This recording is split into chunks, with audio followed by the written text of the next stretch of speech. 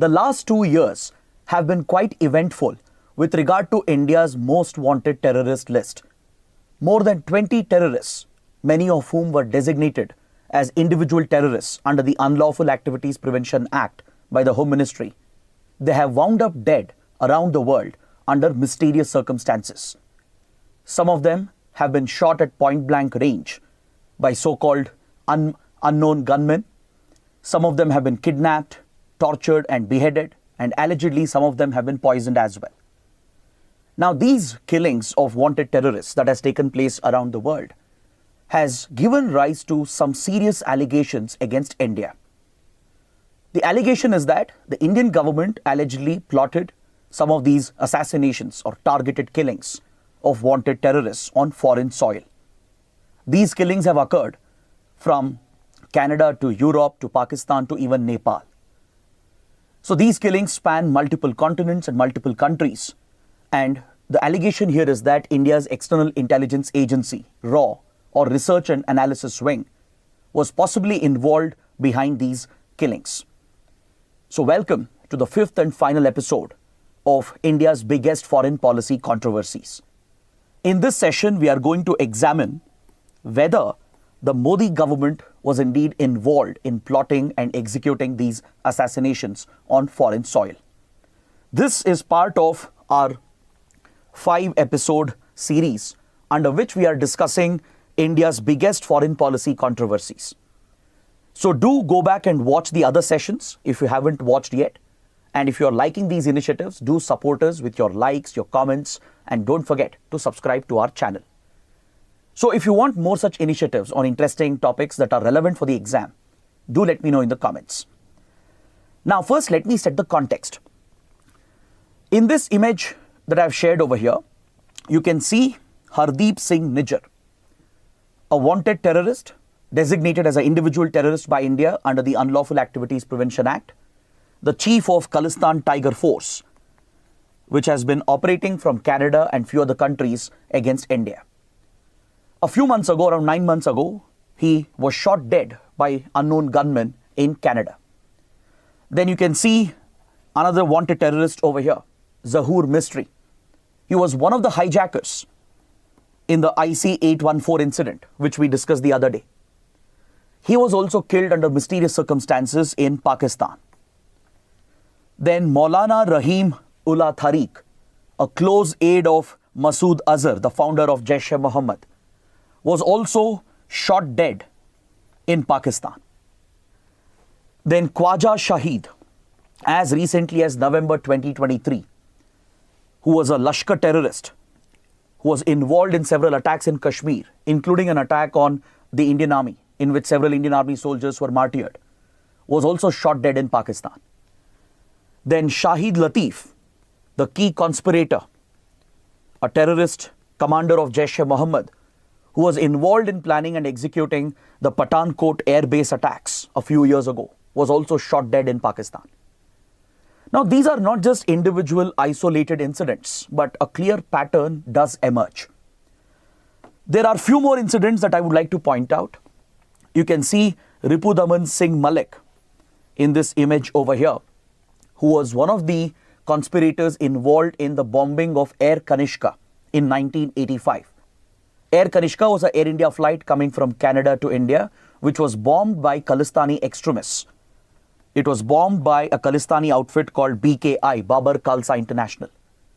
They had even planned to bomb another Air India flight coming from Japan to India as well. Fortunately, that attack failed as the bomb detonated at the airport itself. But Air Kanishka was not so lucky. More than 300 passengers and crew lost their lives when Air Kanishka crashed into the Atlantic.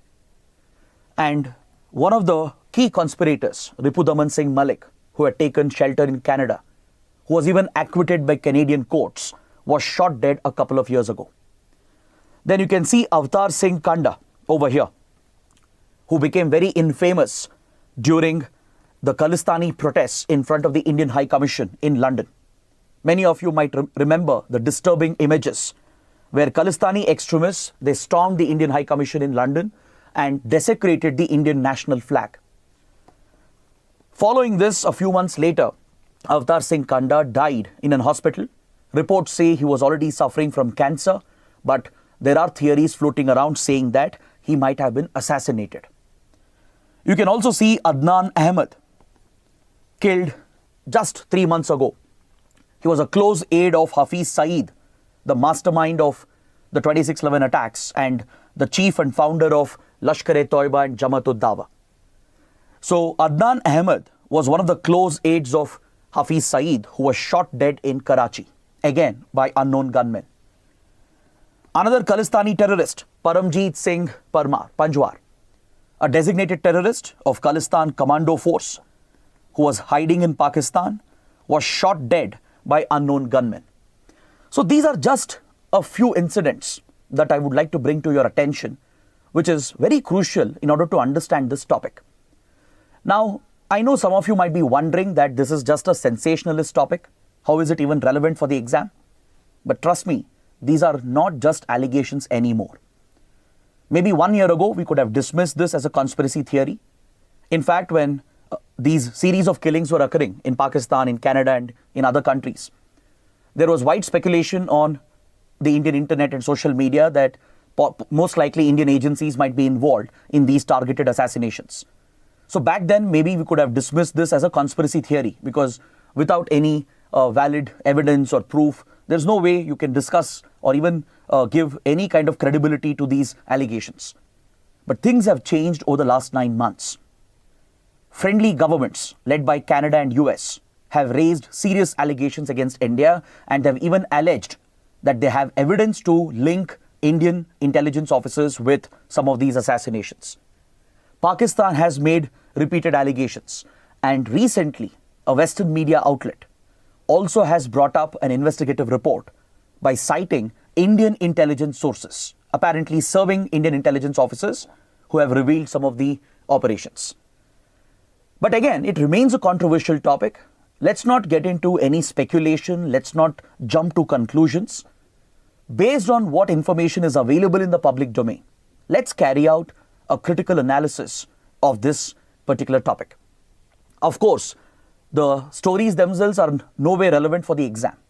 But however, the issues connected to it, that is India's diplomatic relations with Western countries, our counter-terrorism efforts, these are important topics, including the role of intelligence agencies, the viability of covert operations and assassinations.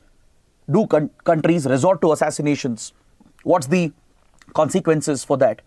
What's the impact, or what's the usefulness of any such covert programs? That is something we should understand strictly from the perspective of the civil services examination. So before we start, please note that we are starting a scholarship test tomorrow on April 7th, the Unacademy Civil Services Championship Test, that gives you an opportunity to win up to 90% scholarship on our IAS courses. You also stand to win attractive rewards, and you can attempt UPSC standard question paper set by our expert faculties.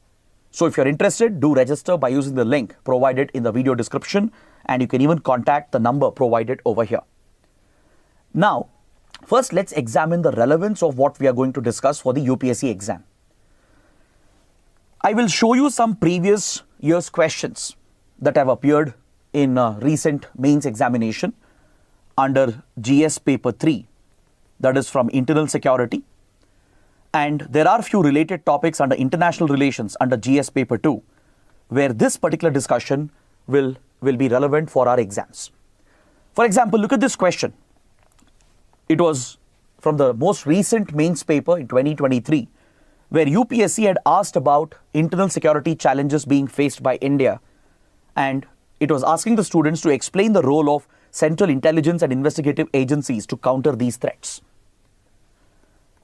Then look at another question from 2022 mains. The question was talking about the linkages between terrorists and organized criminal cartels that exist at national and transnational levels.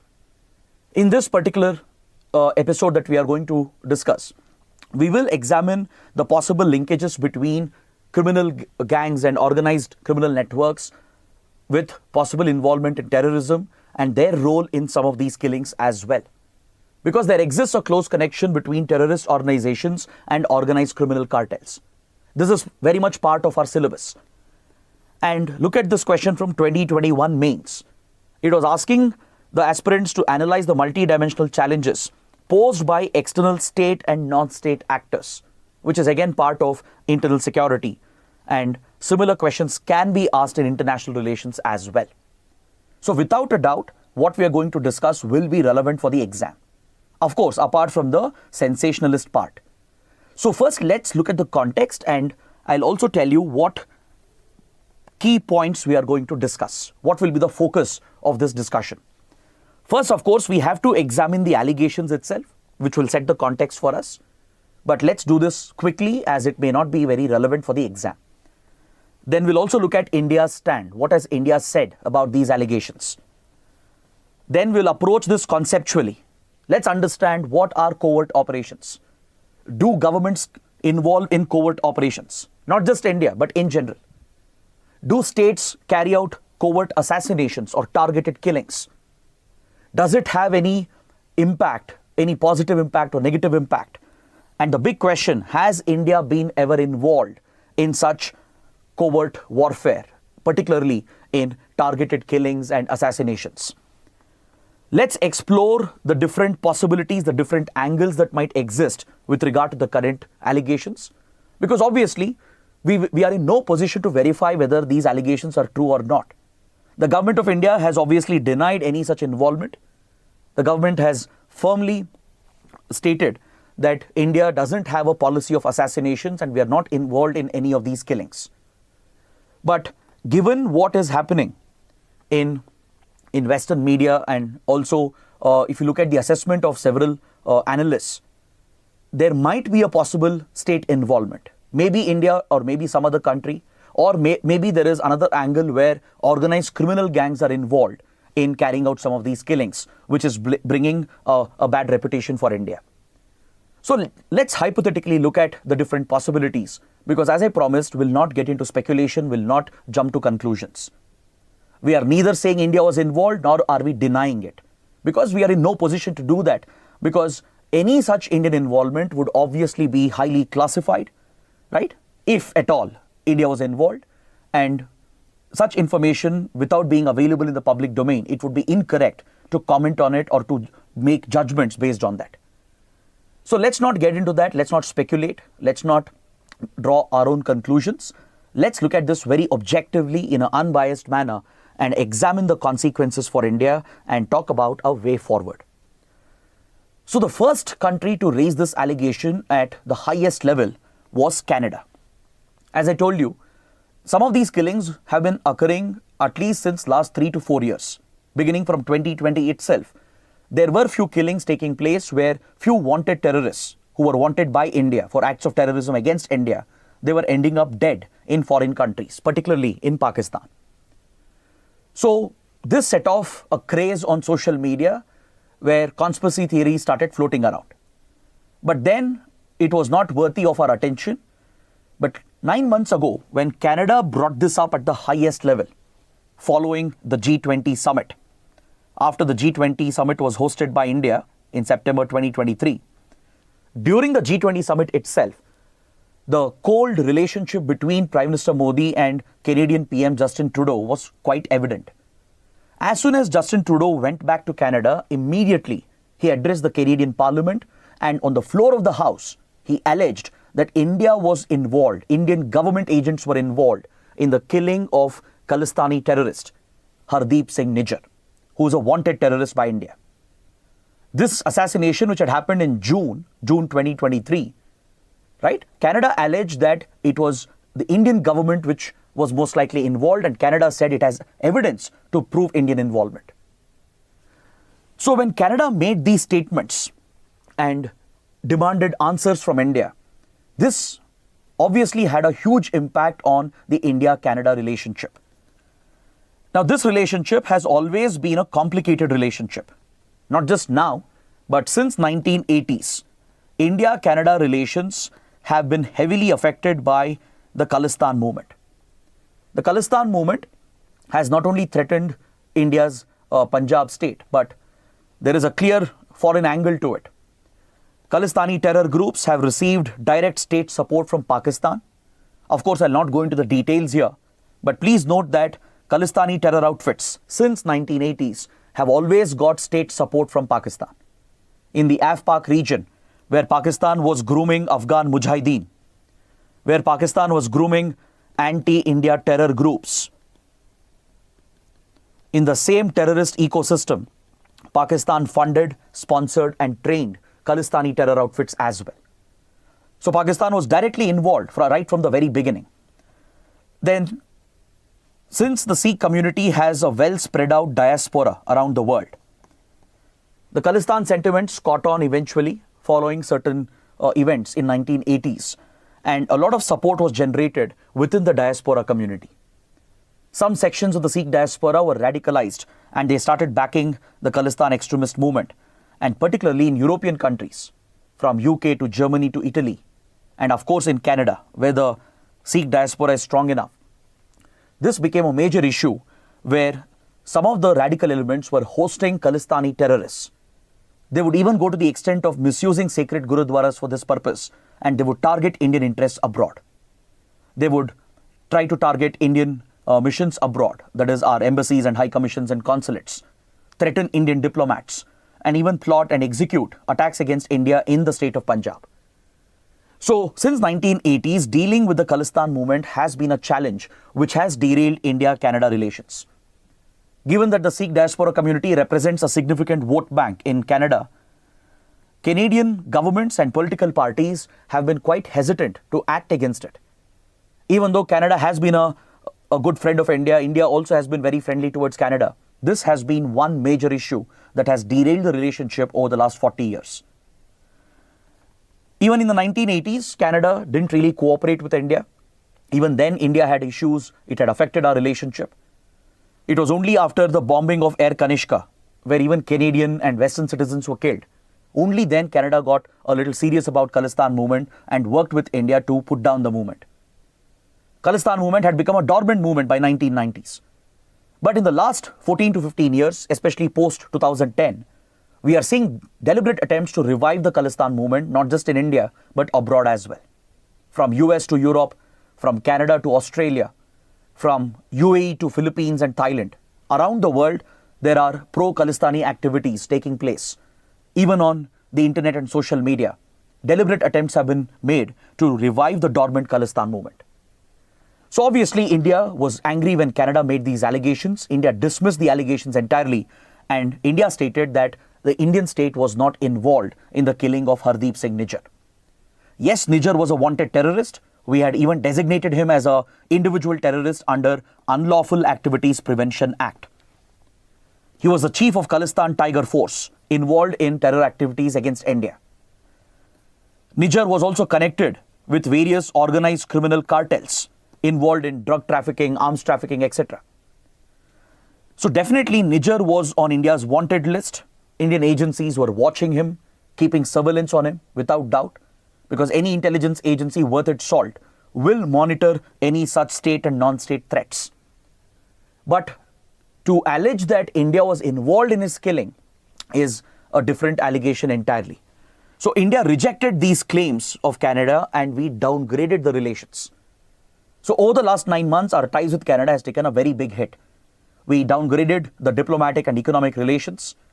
We even suspended the negotiations with regard to the free trade agreement. Canada, in fact, took the initial step to suspend the free trade talks. India also did the same. And even consular services with regard to granting visa to each other citizens. Even this was suspended, thus affecting the length and breadth of India-Canada relations. So obviously, the ties have been severely affected because of these allegations, and Canada has been demanding answers from India, and it has asked India to cooperate with the investigation to find out who was involved behind the killing of Hardeep Singh Nijjar. And there's something very interesting that has happened today. Just a few hours ago, Canada has made one more allegation against India, stating that the intelligence agencies of both India and Pakistan were involved in interfering in Canadian elections. In the elections that occurred in Canada between 2019 and 2021, it's been alleged by Canada that India's RAW and Pakistan's ISI both were involved in manipulating Canadian elections. Now, this is another serious charge that has been brought up. Since the Sikh diaspora community constitutes a major vote bank for Canadian parties, and since Pakistan's intelligence agencies involved in manipulating some of the radical elements and backing some of the radical elements in Canada, India's RAW is also quite active in Canada to monitor these extremist activities. But Canada's allegation that the intelligence agencies of both countries have been involved in manipulating democratic elections in a Western country is a very serious charge against India and Pakistan. Again, India's Ministry of External Affairs has reacted to it. India has dismissed these allegations, stating we are not in the business of meddling with the elections of other countries. This happened just a few hours ago, just before we went live with the session. Now let's look at the allegations brought up by another key partner of India, the United States. After Canada made these allegations, within a couple of months, the United States did something which shook India. In a US court, a case was filed against an Indian citizen by the name Nikhil Gupta, and also against an unnamed Indian officer, Indian intelligence officer, allegedly working with RAW, Research and Analysis Wing. The allegation was Nikhil Gupta, who's known to be involved with criminal activities, who's known to have ties with criminal networks, was allegedly given a contract by this unnamed Indian intelligence officer to hire an assassin to carry out the execution of another wanted Khalistani terrorist, Gurpantwan Singh Pannun. You can see him in the image over here. He's the leader of Sikhs for Justice, which is a designated terrorist organization. And Mr. Pannun himself is a designated terrorist by India under the Unlawful Activities Prevention Act. This individual has been involved in various provocative acts against India, and recently, in the last 1 year itself, he has given call for acts of terrorism against India openly. Of course, India keeps a watch on these elements, but in a US court, a case was filed following the arrest of Nikhil Gupta that he was working on behalf of an Indian intelligence officer to hire an assassin to assassinate Gurpantwan Singh Pannun on American soil. Now, this is a very big issue between India and US right now, because Gurpantwan Singh Pannun is an American citizen and he also holds dual citizenship of Canada as well. So he's an American and Canadian citizen residing in the US, and any such allegation of any possible Indian state involvement in assassination of an American citizen is indeed a matter of serious concern, and the US has brought this up against India. Nikhil Gupta was arrested in the Czech Republic following a US intelligence operation. The US says, it claims, it unraveled this plot, and allegedly the assassin he was trying to hire was an American agent himself. Essentially, it was a trap that had been laid, right? Nikhil Gupta thought he was in contact with an assassin to whom he could give a contract for killing Gurpantwan Singh Pannun, but in reality, he was a DEA agent, an agent of the Drug Enforcement Authority of the US. So, following these charges, Nikhil Gupta was arrested, detained by the Czech authorities who work closely with American authorities, and right now he is facing the possibility of extradition to the US. The case is ongoing, he might be very well convicted, and he might be jailed accordingly as well. Now, the US is pressing for a parallel investigation in India to identify who this Indian intelligence officer was. So, when these allegations came up, the US put a lot of pressure on India, and this time, India acknowledged the concerns, and India said that this is a serious matter of national security importance, and we will get to the depth of these allegations. India's foreign minister, Ministry of External Affairs, and finally the Prime Minister himself spoke about these allegations, and India said we have constituted a high-level probe, a high-level inquiry to verify these claims of the US and to establish whether any Indian intelligence officer was involved in sponsoring a targeted assassination of an American citizen on American soil. He might be a terrorist. He might be a wanted terrorist in India, a designated terrorist, but still any such allegation of possible assassination of an American citizen on American soil is a gross violation of American sovereignty and international law as well. And accordingly, US will pressurize India, and it has been pressurizing India. So India has constituted a high-level probe, and recently there were reports in the media that the probe has identified the alleged rogue officer who was part of the assassination plot. There has been no official confirmation by the Indian government, but media reports in India indicate that according to the high-level probe that was carried out, there is a raw officer who has now been removed from the agency. We don't know his identity. We don't know what action would be taken. But according to the reports, again, it's media reports. It's not confirmed by the government. According to media reports, the probe has found out that indeed a raw agent was involved in sponsoring Nikhil Gupta to carry out the assassination. But here, the report says that this was a rogue agent.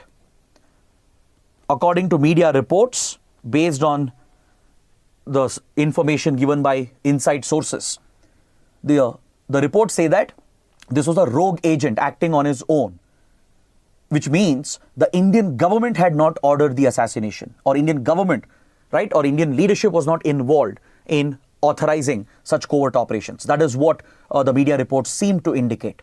But I'm again repeating, there has been no official word from India regarding the findings of the high-level probe. Now, apart from these serious allegations from our friendly partners like Canada and US, just 2 days ago, The Guardian brought out an investigative report.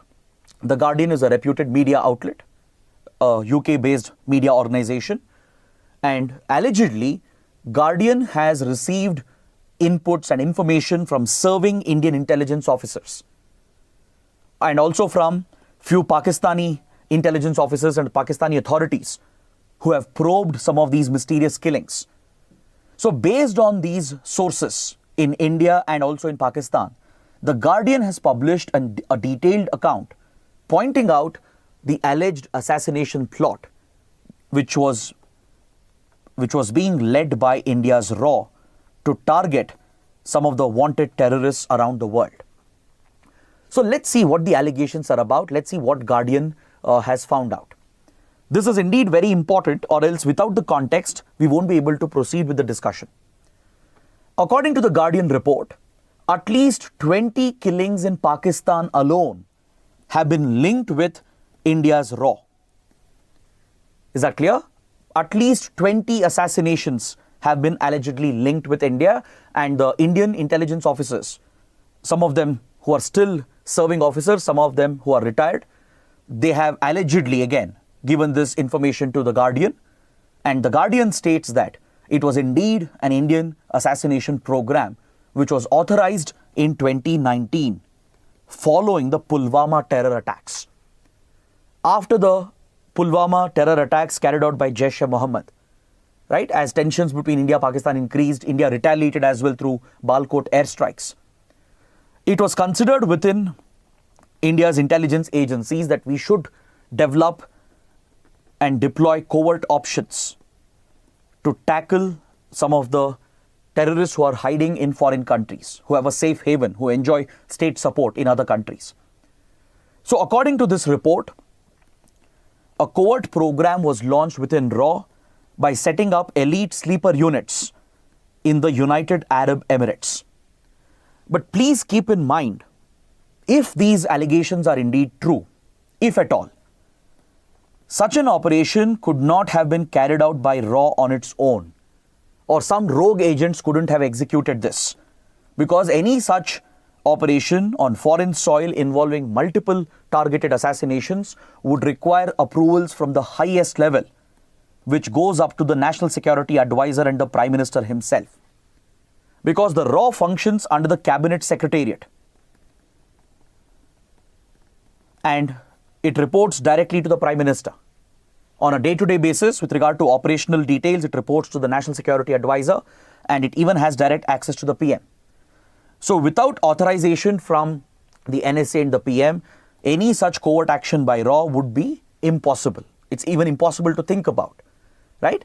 So that is something you have to keep in mind. So according to this report, again, it's all what Guardian is telling us. The Guardian report says that RAW had launched this covert program a few months after Pulwama attacks, maybe somewhere around 2019, 2020. And it set up an elite unit, a covert unit, operating primarily through United Arab Emirates. And it would primarily hunt down the targets, track them down, and provide contract for other criminal organizations or sometimes terrorist outfits or impoverished Pakistani citizens, right? And lure them with money by paying millions of dollars in order to get these assassinations executed. So, of course, according to the Guardian report, or in general in any such covert assassination program, the government agents would never be directly involved because the risk in any such operation is too high. If there is any exposure, if there is any arrest that happens, right, then that would expose the entire operation, thus causing a lot of embarrassment to the nation as well. So the report alleges that RAW was running this operation through UAE, where sleeper modules of Indian agents, they would track down the targets. They had made a hit list essentially of 20, 30 wanted terrorists, not just in Pakistan, but in other countries as well. And they would hire criminals or other terror groups or anyone who's willing to do the job, basically. There is one incident they point out, the report points out, that apparently a Pakistani chef who was working in UAE, who was desperate for money, allegedly was hired by a RAW unit to carry out an assassination in Pakistan, for which he would be paid a hefty sum of money, along with support to start his own restaurant in UAE. These are allegations again, right? So essentially, I'm trying to explain what the modus operandi could have been if indeed the allegations are true. So the report goes into such details and it points out that there has been a clear Indian involvement, which has, according to Guardian, it has been acknowledged by some of the Indian intelligence officers who have spoken to the Guardian. Now, officially, India has criticized the Guardian and India has rejected this report. As soon as the report was published, day before yesterday, India's Ministry of External Affairs criticized the report as false and malicious. And officially, India has denied any such involvement in the killings that have happened in Pakistan. That is the official line of the government. Now, Pakistan obviously would never let go of such an opportunity to place the blame on India. And Pakistan has brought out allegations in the public domain saying that it has evidence to link some of the killings with Indian state agencies. So things are really getting out of hand for India, and we are facing an incredible challenge diplomatically, and this could hurt our counter-terrorism efforts as well.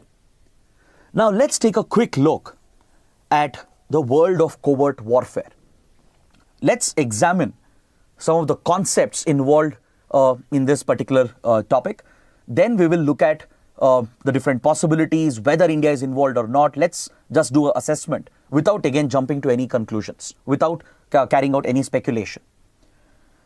See, covert warfare is indeed a reality. It is the nature of geopolitics. Any country, any state worth its salt, any intelligence agency worth its salt will be involved in covert operations. What do you mean by covert? Covert means secret. So these covert operations, they serve a variety of purposes, from collecting classified intelligence against foreign governments, foreign actors who are of interest for the concerned country. It could be military intelligence, economic intelligence, political intelligence, or it could be counter-terrorist efforts, monitoring the nuclear program and military modernization of other countries, for example, which could be a potential threat for the other country.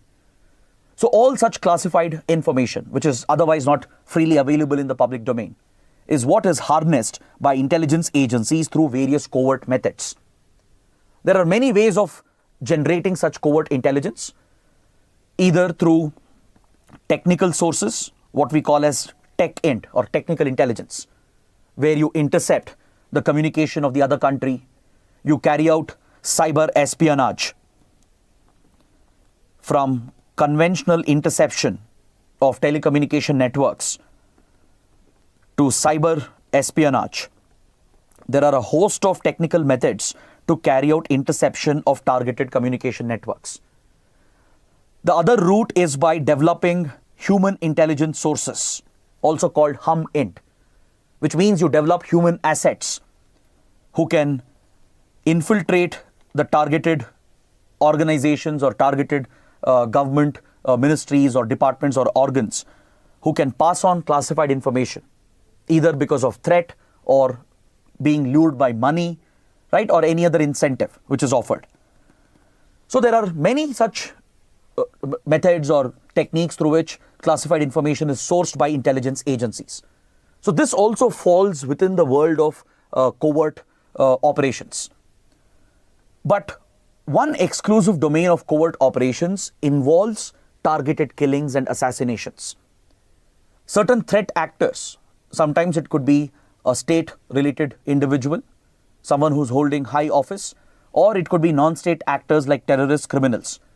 If they are considered or determined to be a threat for the national interests of the concerned country, some intelligence agencies, they go to the extent of secretly killing or assassinating that particular individual. There are many such examples available, which is well established in the public domain, that indeed such covert operations have been carried out by various intelligence agencies around the world. Take, for example, the Cold War era from 1950s to 1990s. Throughout the Cold War period, the CIA of the US, the KGB of the Soviet Union were involved in covert action against each other. They would not only collect classified information against their targets, they would try to destabilize the other country, undermine the interests of the other nation, which includes covert assassinations, targeted killings as well. Even between KGB and European powers, from let's say United Kingdom, the MI6, to France, West Germany and other Western powers which were aligned with the United States. Between these Western European democracies, their intelligence agencies and the Soviet KGB, there is a long history of covert warfare between them. They would target the intelligence operatives of the other country. They would eliminate the sources who were leaking classified information. Or if there are any dissidents who have abandoned their country, run away to the other side, defected to the other side, right? So they would be made a target, and targeted killings have taken place blatantly between these global powers. Take, for example, Israel and Iran as well. They have a history of covert warfare against each other. Mossad, Israel's intelligence agency, external intelligence agency, has been involved in many such targeted killings. For example, some of the Nazi perpetrators who committed the genocide against the Jews during the Holocaust, they were hunted and targeted and assassinated many years later after the Second World War ended. And as Israel's rivalries with Iran began, Israel has blatantly targeted Iran, particularly Iran's nuclear program. Many top Iranian nuclear scientists have been assassinated either by Israel's Mossad or in some cases by the CIA of the United States. Is that clear? Similarly, Iran has retaliated as well through IRGC, the Iranian Revolutionary Guard Corps, which is an elite covert unit, and the Al-Quds Force that specializes in covert operations. It has targeted Israeli and American interests and targets across West Asia and beyond. So there is a history of such covert warfare, which is not just limited to collection of intelligence, but it goes beyond that. It could enter the illegal territory of targeted killings, assassinations, sponsorship of terrorism, sponsorship of terrorist acts, right? So there is such a history between India and Pakistan as well. A shadow war has always been going on between India and Pakistan, between our intelligence agencies, between Pakistan's ISI and India's RAW. So RAW was established in 1968 by Prime Minister Indira Gandhi after realizing that IB alone won't be able to manage both foreign and domestic intelligence. Until 1968, it was just Intelligence Bureau, which was the primary intelligence agency of India, dealing with both foreign and domestic intelligence operations. But following two back-to-back wars in 1960s, in 1962 against China, in 1965 against Pakistan, the IB's ineffectiveness was very evident. So after Indira Gandhi came to power, Indira Gandhi took a call to split the specialized roles of intelligence gathering between foreign and domestic, and IB was designated as the Domestic Intelligence Agency of India. And a new agency was set up to exclusively deal with external operations, that is foreign intelligence, which is nothing but the research and analysis wing.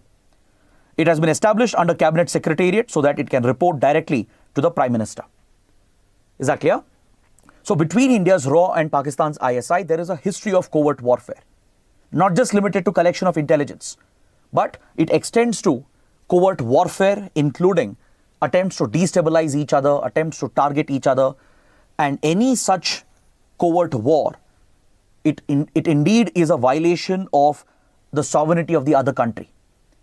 It is also a violation of international law, especially if targeted killings are carried out and sponsored by state agencies. No matter what the justification is, it might even be a terrorist whom you're targeting and assassinating, but still, any such covert program on foreign soil to kill a particular individual, right, is considered as illegal under international law, and it breaches the sovereignty of the other country. So that is where covert operations become problematic. But at the same time, in the world of geopolitics, covert warfare has a big advantage. Every country engages in covert warfare, including India. Now the question is, has India ever been involved in such covert activities before? Do we know something about that? There is one particular incident I would like to talk about just as an example, because this is something which is quite well established, right? It's not mere speculation, it's not mere conspiracy theories. I'll refer to one particular period in the 1980s, which was a deadly period for India. We were dealing with multiple challenges at multiple fronts. That's something we already studied in some of the previous sessions as well. So in 1980s, when Khalistan movement was raging against India, Prime Minister Indira Gandhi had been assassinated as well as a result of the Khalistan movement. Operation Blue Star had already occurred. The brutal anti-Sikh riots had taken place. Khalistan movement was getting even more support from within India and as well as from abroad, within the Sikh diaspora. Pakistan's ISI was directly involved in fueling the movement, both in India and as well as abroad. So Khalistan movement was posing a significant threat for India, and it was a direct challenge to India's sovereignty and integrity. So at this crucial point, it has been reported that then Prime Minister Rajiv Gandhi had authorized a covert action program targeting Pakistan and its links with Khalistan movement. Now, how do we know about this? Of course, it's never acknowledged by India. The government of India has never ever spoken about it or never acknowledged it. But there are few credible sources which is validated by other independent actors as well, which gives us an insight into the world of covert warfare that has taken place between India and Pakistan in the past. Now, for example, in one of the previous episodes, we spoke about India's alleged sponsorship of LTTE in Sri Lanka. So similarly, there is enough evidence to indicate that India did wage a covert war to target Pakistan and its links with Khalistani outfits. So these records are available through the writings of B. Raman, an IPS officer who worked as a career intelligence officer with RAW. He rose up to the rank of a secretary with regard to the counterterrorism division of RAW when he retired in 1990s. And many years after retirement, he wrote a book called The Cowboys of RAW. So in the book, he details some of India's covert operations in Pakistan and also in Afghanistan. The primary goal here of Prime Minister Rajiv Gandhi was to disable the terrorist network that Pakistan had created in the AfPak region, which was directly responsible for the Khalistan movement against India. So according to B. Raman, two highly secretive elite units, covert units were set up called Counter-Intelligence Team J and Counter-Intelligence Team X. CIT J and CIT X were two covert units that were set up within RAW to conduct targeted operations against Pakistan. One unit was meant for tit-for-tat operations against Pakistan. Now remember, this was the Cold War era. The 1980s was a very different period where countries would go to any extent to protect their interests. So the task of one covert unit was to hit Pakistan directly by carrying out retaliatory attacks in Pakistani cities. For every attack in Punjab, for every bomb blast in India, for every hijack in India, there would be retaliatory strikes in Pakistan, from Karachi to Lahore to Islamabad to Peshawar. Right? I know what I'm saying is very controversial, but this is according to B. Raman, which is validated by many other analysts and experts as well. And another covert unit specifically focused on the Khalistani elements hiding in Pakistan under the shelter and protection given by the ISI. These Khalistani terrorists were eliminated through targeted killings. And in some cases, allegedly, few ISI operatives who were involved in working with the Khalistani terrorists were also targeted and taken out by these covert units. So this was a deadly period of violence between India and Pakistan, and tensions had started escalating by late 1980s. And according to B. Raman, this covert operation of India, it imposed a heavy cost on Pakistan. The idea of Prime Minister Rajiv Gandhi was exactly that, to punish Pakistan for what it was doing against India and impose a high cost on Pakistan to make this covert war prohibitive for the Pakistani agency. And eventually the results was positive for India. The desired results were achieved because it pushed Pakistan back. Pakistan was shaken by the series of attacks led by RAW, these covert hits that were being carried out. And this pushed India-Pakistan to mediate. According to B. Raman, it was the King of Jordan who acted as a neutral mediator. The King of Jordan was a good friend of Rajiv Gandhi and also a good friend of Zia-ul Haq, the Pakistani leader. So he offered neutral mediation between ISI and RAW. And according to reports, this led to a series of secret talks between the chief of ISI and RAW in third neutral countries. And they both reached an agreement that they would withdraw their covert war against each other.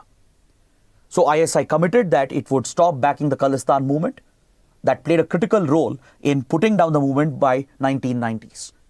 RAW also committed to withdraw these covert operations in Pakistani soil, and that is how India had retaliated against Pakistan.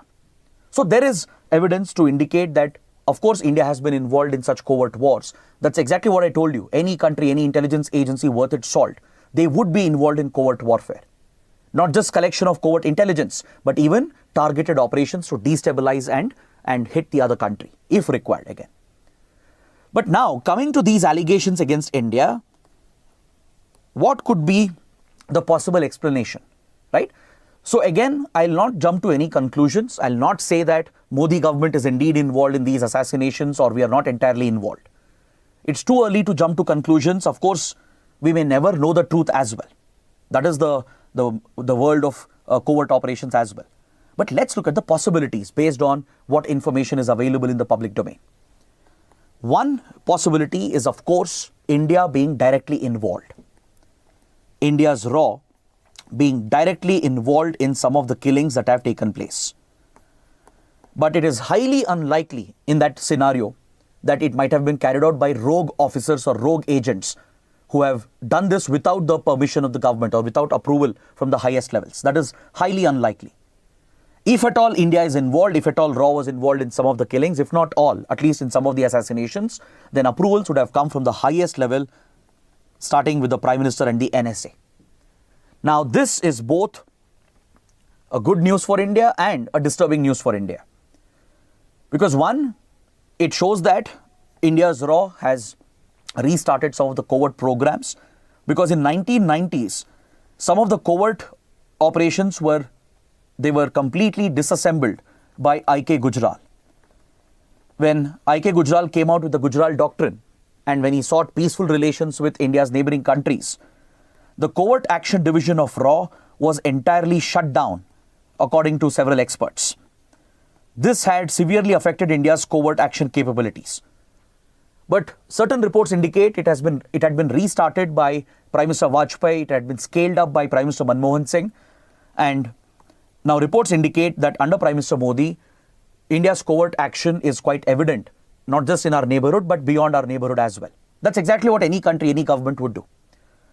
But the concern here is that if indeed India is involved, it raises few disturbing scenarios, especially with regard to the consequences now that the assassinations are getting exposed. If it is true, if evidence is available with Canada and US to link the killings with Indian agents, right, then that is a big challenge. It would create a lot of diplomatic challenges that would affect our ties with these friendly countries. It could derail our genuine counter-terrorism efforts as well, and it would actually give an advantage to Pakistan. Pakistan has always alleged that India is involved in acts of destabilization and terrorism in Pakistan as well. So it would only add fuel to the fire. It would give Pakistan an excuse to justify its actions against India. So that's a worst case scenario that we are looking at, where if at all India is involved, right, it does represent a few disturbing scenarios in the future. The other possible angle is either Pakistan or maybe some other states could be involved. Pakistan might be bumping off some of the terrorists because Pakistan is under tremendous international pressure to act against terrorism. Pakistan's economy has tanked. It's going through a major security crisis of its own, where terrorist groups like TTP are targeting the Pakistani state itself. It's under a lot of pressure through the UN and also by Western powers from US and European Union. They're exerting a lot of pressure on Pakistan to stop sponsorship of terrorism, to act against money laundering. It was even grey listed by Financial Action Task Force, and it was facing the possibility of economic sanctions if it got blacklisted by the FATF. So maybe there is a change in strategy on the part of Pakistan, and Pakistan itself might be bumping off some of the terrorists who might be a nuisance for the Pakistani state, or who may not be serving the agenda of the Pakistani state anymore. So that is another possibility. Or there could be internal rivalry within some of the terrorist groups. There have been incidents where Taliban, factions of Taliban like Afghan Taliban and sometimes Pakistan Taliban, the TTP, they have targeted other terror groups in the region. There is a history of rivalry between some of the terrorist organizations. So it could be a case of internal rivalry where one terror outfit is targeting the other. Or the other most likely scenario is the involvement of organized criminal gangs with terrorist organizations. Now, if you go back to the 1990s, for example, when large-scale terrorism emerged against India, right, following communal events in India, right, Pakistan scaled up its sponsorship of terrorism in the 1990s, and it unleashed urban terrorism against India. So as Indian cities were being targeted, starting with Bombay, the Bombay serial blasts, a major divide came up in the Bombay underworld between the Dawood Ibrahim gang, the D Company or the D gang, right, and the Chota Rajan gang. These criminal entities were involved in drug smuggling, gold smuggling, in land-related deals, extortion, contract killings, etc. So the communal divide in India that erupted in the 90s split the Bombay underworld as well, and Dawood Ibrahim fled India and took shelter in Pakistan. He would operate his crime syndicate from Pakistan under Pakistan's protection. Chota Rajan would continue to dominate the Bombay underworld, right? It would result in rivalry between the two groups. And while Dawood Ibrahim was backing Pakistan-sponsored terrorism, the best example is the 93 Bombay blasts, the serial blasts that hit Bombay following the large-scale communal riots in India, right, was a direct retaliation of the Dawood Company against India, and there was an involvement of criminal elements from the Dawood Ibrahim cartel, and they enabled Pakistan's ISI and the terrorists to smuggle the explosives and arrange the logistics needed to execute one of the largest attacks against India. Following this, the intense rivalry between these criminal gangs led to targeted killings against each other. The Dawood Ibrahim gang would assassinate members of Chota Rajan gang and vice versa. There were allegations as well that as Dawood was getting the backing of Pakistan's ISI, allegedly India's RAW propped and supported Chota Rajan to carry out targeted assassinations. Right? So essentially tit for tat assassinations between the criminal networks, which would involve targeting some terrorists as well on the other side, and direct or indirect involvement of state intelligence agencies as well. So right now we are witnessing something similar as far as the Khalistan movement is concerned. The revival of Khalistan movement that we are witnessing in India and abroad is directly tied to criminal networks and criminal gangs in Punjab and also in Canada and abroad. You might have heard about the Lawrence Bishnoi gang, Ashdala gang and other Punjabi gangsters, right? They have not only misused the Punjabi music scene to create a gun culture and violence culture in India and abroad, but it has given rise to a very serious security threat for India, where organized criminal networks are involved again in drug trafficking, arms trafficking, land extortion, targeted killings. So it could be a case of gang rivalries where one gang is executing the gang members on the other side, and there is clear evidence available to link these criminal gangs with some Khalistani terror groups. Like Hardeep Singh Nijjar, for example, was involved with some of the Canadian Punjabi gangsters who have rivalries with the Lawrence Bishnoi gang in India. Right? So this has become a global menace right now, where these criminal gangs, right, they go to any extent to protect their business, and they get involved in terrorism as well. There is a clear established link between the revival of Khalistani terrorism and the organized criminal activities taking place amongst the Punjabi gangsters and mafia networks. So that is something that worries India. So that could be another angle to this. Or maybe it's a combination of these possibilities, right? A combination where Pakistan is backing few criminal gangsters and few terrorist and extremist forces against India. And India could be retaliating possibly by backing few other criminal gangs to target the other side. But as I said, in the world of covert operations, we may never know the truth. The truth may never come out, and truth would be the victim of this. So that's why I said, let's not get into speculation. I just showed you the possibilities, what could have happened, what might have happened, right? So without any proper evidence or proof, let's not speculate, let's not jump to conclusions, and let's leave it at that. So the official stand of India is we deny our involvement, right? India has said, with regard to the allegations by US, we are investigating, right? We don't know the findings of the report yet. But with Canada, we have escalated the issue, we have retaliated against Canada, and the tensions are very high between India and Canada. With Pakistan, we dismiss all these allegations, right? And that has been the official stand of India.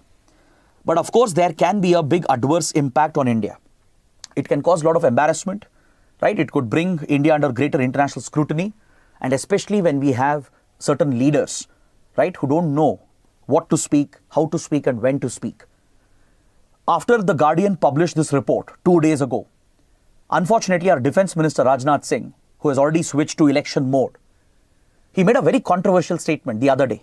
Just yesterday, he stated that India would enter Pakistan and execute the terrorists who are hiding in Pakistan. This was a highly irresponsible statement to make, right? It was a very irresponsible statement to come out from a cabinet minister, defense minister that too, at a time when India is already facing these allegations. So this has been interpreted as India's acknowledgement, indirect acknowledgement of its involvement in these assassinations. Now don't think that this is a matter of pride. Any covert operation, the true worth of a covert operation remains in the operation being covert, if at all we are involved, right?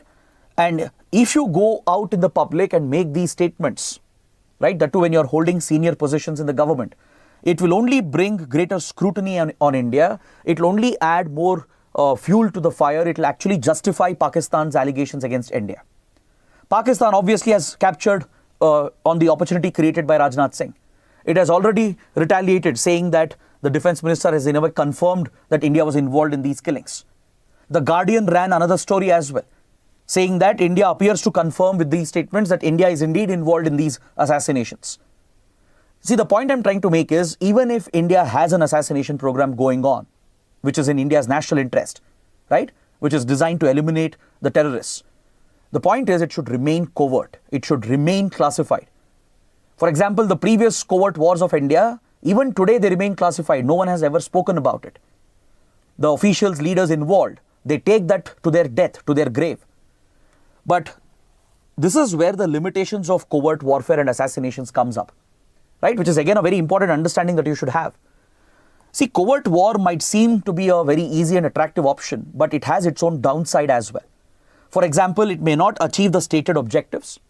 It's not that you have a covert campaign going on, you have assassinations going on of the targeted threats. Doesn't mean you'll wipe out terrorism, doesn't mean you'll be able to succeed in eliminating all the threats, right? Plus, the risk of exposure is too high. One, your agents might get arrested, your operatives could get arrested in other countries, which could be very embarrassing for the nation, right? Either you have to acknowledge them and give them support later, either through legal support and diplomatic support, or you deny any involvement and abandon them, creating a bad precedent, right? Despite the sacrifices they would have made for the nation, the government would be forced to deny any connections with them, thereby abandoning the operatives midway. So risk of exposure is too high. The consequences are too high in such covert operations. If exposed, if clear links are proven, if your trade craft is compromised, if your operations were poorly crafted, if you left a trail of evidence, right, then this will attract international scrutiny. It will cause embarrassment to the nation. It will affect national prestige. You will face very uncomfortable questions with your partners and even at international organizations. Tomorrow, you can't raise the same voice against terrorism which others are sponsoring against us, right? If we are involved in targeted killings in other countries, which might be branded as acts of terrorism by the other country. So tomorrow, if there is a genuine terror attack on India, and if we try to pinpoint the blame based on the involvement of the other country, the global community may not accept that. They would say that if the other country is sponsoring terrorism, what are you doing? You are doing the same against the other. So the two countries would be equated. They would be put on the same level. So this could weaken our diplomatic fight against terrorism. It could create hurdles for our genuine efforts against counterterrorism, against the terrorist groups. It could lead to serious legal consequences as well. It could be treated as a violation of human rights. This would be extrajudicial killing against international law in breach of the sovereignty of the other nation. So they will have the right to take these cases to, let's say, International Court of Justice, bring it in front of the UN and cause even more embarrassment and bring diplomatic pressure. So this indeed would be a violation of a country's sovereignty. It would be a violation of the principles of the UN Charter. And more importantly, covert war, sustained covert war between two countries will simply perpetuate the cycle of violence. Look at Israel and Iran, for example, right? The series of targeted killings and covert operations against each other will only perpetuate the cycle of violence without any end to the conflict. And the bigger concern is the possible misuse and abuse of these assassination programs and covert programs. There is one disturbing report in the Guardian article. According to the Guardian report, the Indian intelligence officers who have spoken to the Guardian, they have stated that the inspiration for this alleged assassination program was the killing of Jamal Khashoggi. Who was Jamal Khashoggi? Jamal Khashoggi was a Saudi dissident, a Saudi journalist who was critical of the Saudi monarchy and the authoritarian regime of Saudi Arabia. And he was a staunch critic of MBS, Mohammed bin Salman, the Saudi leader. So, after facing persecution and targeted threats by the Saudi government, Jamal Khashoggi had left Saudi Arabia and he had taken shelter in Western countries. So, from Western countries, he would write against the Saudi regime. He would write articles criticizing the authoritarianism, the dictatorship of the Saudi regime. But few years ago, Jamal Khashoggi, when he was visiting Turkey, he went to the Saudi consulate in Istanbul to get his passport renewed. And Saudi intelligence operatives were waiting for him at the Turkish consulate, the Saudi consulate in Turkey. And it has been very clearly established that Saudi intelligence operatives, in a pre-planned operation, most likely approved by MBS, Mohammed bin Salman, carried out the killing, a targeted assassination of the political dissident. Now, please understand, Jamal Khashoggi was not a terrorist. He was not involved in any radical extremist activities. He was simply a critic of the Saudi government and the Saudi leader. He was a journalist. So his assassination by Saudi intelligence operatives, that too within the premises of the Saudi consulate in a foreign country, it brought a lot of criticism against the Saudi regime. The US and other countries took up the issue very seriously, and it very badly affected the relations between Saudi and its friendly partners. Now, the fact that Indian intelligence officers are quoting this incident as their inspiration for starting this covert program after Pulwama attacks, right, if it is true, is a matter of great concern. As of now, we have seen the killings of wanted terrorists, known terrorists involved in acts of terrorism against India. But what if tomorrow the covert programs are misused? What if similar methods are used to target critics, dissidents who are critical of the government, critical of government leaders? That would be a blatant misuse of the intelligence agencies and a gross violation of human rights and democratic rights. So that is something that raises concern. If the report of The Guardian is true, if what the so-called Indian intelligence officers have stated to The Guardian is true, that they got inspired by the killing of Jamal Khashoggi by the Saudi regime, and they used this as an example to launch India's covert assassination program, if it is true, it's a matter of great concern, because Jamal Khashoggi was just a critic, a dissident. As of now, let's assume again all the allegations are true and indeed Raw was involved in the assassinations. Killing of terrorists might be justified. Still, it might be seen as serving the greater national purpose. But what if tomorrow rogue officers or corrupt leaders or dictatorial leaders misuse these powers to target critics and political opponents in other countries? Right? That could be the gravest threat for Indian democracy, and that is a big concern that comes out of this. But of course, as I said, any country worth its salt, any intelligence agency worth its salt will and must run covert operations, and it should retain covert capabilities. And that is the hard reality of the geopolitical world order. Covert operations are useful, at least collection of intelligence, planned destabilization attempts, or planned attempts to gain leverage against the other country. Right? It will help you impose a heavy cost on the enemy during times of war, when others are sponsoring terrorism against us. Covert operations, they provide an invaluable edge to target the enemy and impose a heavy cost on the enemy, just like how the Rajiv Gandhi government had done with Pakistan during the 1980s. It helps you deter and counter both state threats and non-state threats. Threats emerging from hostile state actors, hostile governments and their agencies and security forces. Non-state actors like criminals and terrorist outfits. So you can effectively counter state and non-state threats. And the best part of a covert war is that it's a low-cost, low-risk option. Compared to, let's say, going to a full-fledged war against another country, covert warfare through proxies represents a low-cost option. Any day it's a cheaper option, the risk is lower, the human cost involved is lower, right? And it can be quite effective sometimes if you do it well with a stated political objective, with a well-defined target, right? Covert operations can actually serve the larger national interest. That's why every country, every government, every intelligence agency, they pursue the covert option, right? No one acknowledges it publicly, but that's the reality. And the biggest advantage of a covert war, when you are using proxies, non-state actors to act on your behalf, is that you get the element of plausible deniability. You can plausibly deny your involvement. That's exactly what our dear friend Pakistan does, right? It's a well-known fact that Pakistani state agencies are involved in backing non-state actors like terrorist groups against India. But even after we give evidence, Pakistan can still deny its involvement by citing plausible deniability. It can always say that the government didn't order the attack, or government officers or intelligence operatives or state leaders were not involved in authorizing the attack. Right? Pakistan will say that we ourselves are a victim of terrorism. There are terror groups operating in our country. We are also fighting against terrorism. So these groups might have done an attack against the other country, but we are not responsible. We didn't order the strike. Even if you bring evidence to link the state and non-state actors, Pakistan can still deny involvement. It can say there are a few officers who have gone rogue. Right? The government leaders didn't order the attack. The Pakistani government, the ISI didn't order the strike, or there could be these rogue officers who did this on their own, and we will find them, we'll punish them. So these are excuses. You can keep giving excuses after excuses and deny your involvement plausibly. Right now, assume India is involved in these assassinations.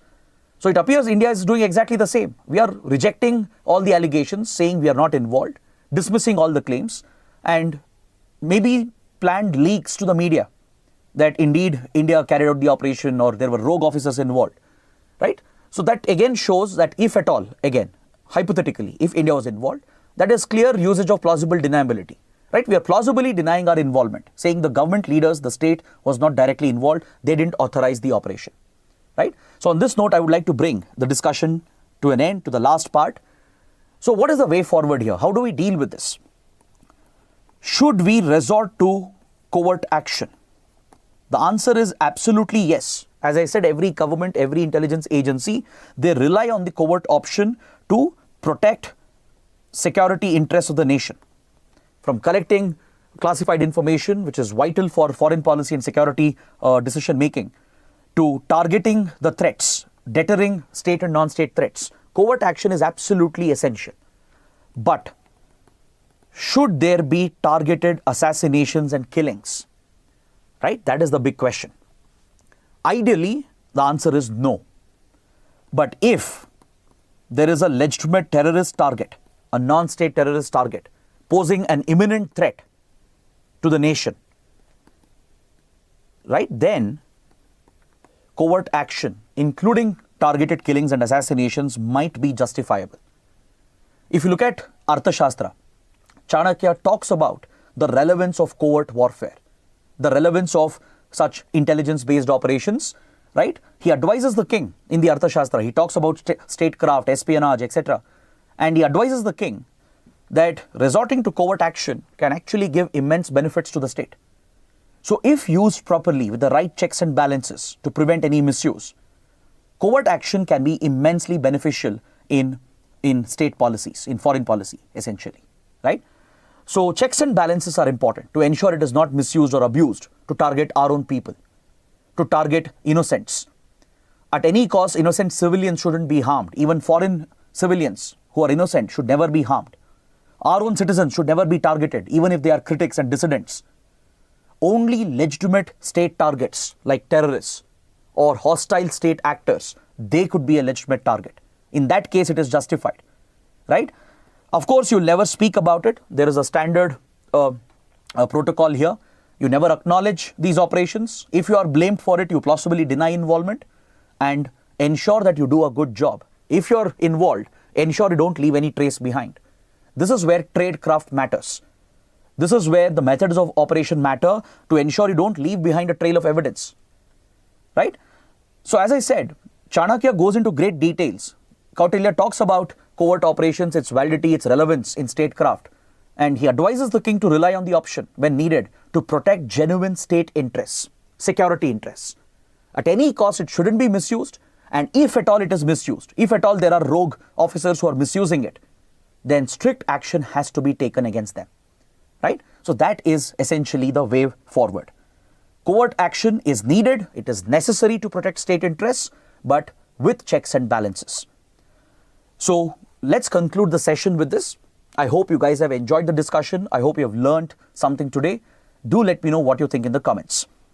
Now, please take up this practice question related to what we discussed earlier.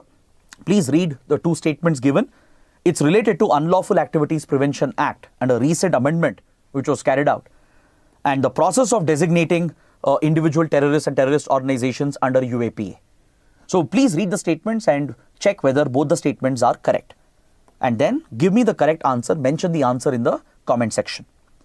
Also take up two mains questions for your answer writing practice. It's based on what we have studied. So please use those points to write an answer and ensure that you maintain a good structure for your answer. And please write those answers in the comment section as well, so it can help other students and other aspirants. So that is it for today. I hope the series has been interesting, and I hope that series has been very useful for your UPSC preparation. Do let me know what you think in the comments. Do press the like button. If you have any suggestions, especially with regard to the kind of topics that you would like us to cover, please let me know in the comments. We'll be more than happy to take up those initiatives. So that is it. Thanks for watching. Have a good night.